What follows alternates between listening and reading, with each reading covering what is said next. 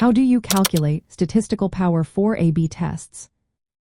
Imagine you're trying to find out if changing a button color on your website actually makes people click more.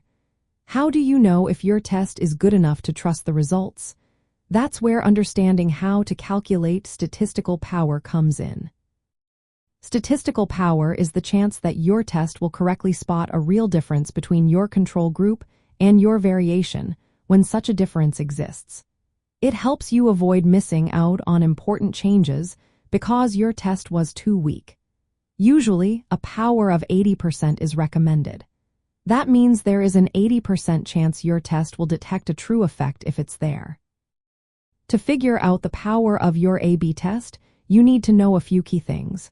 First, the effect size.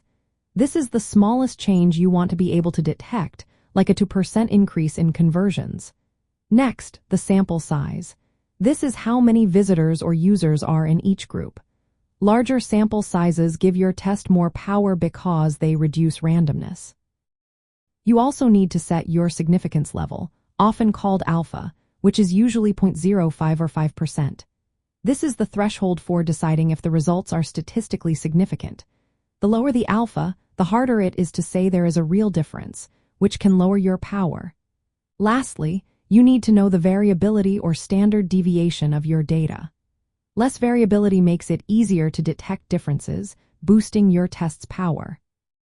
Once you have these numbers, you can use a formula involving z-scores, which are values from the normal distribution. The formula looks like this.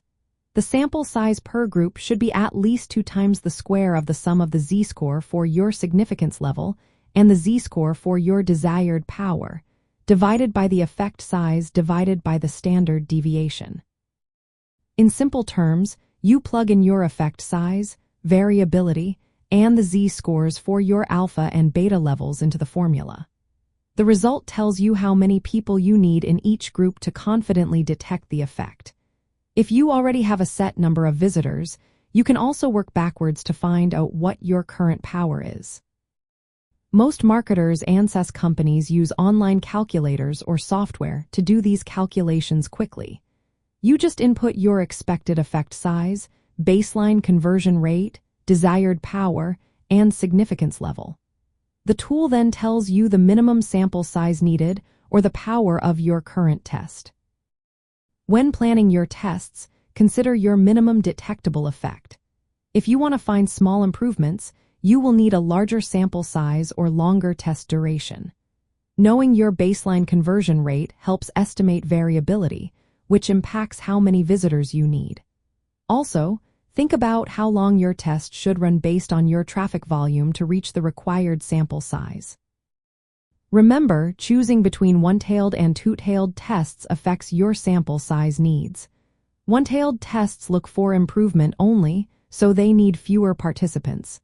Two-tailed tests check for any difference, which requires more data.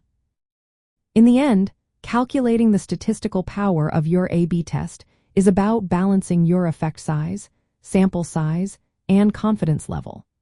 Doing these calculations helps you avoid wasting time on underpowered tests and make sure your results are reliable.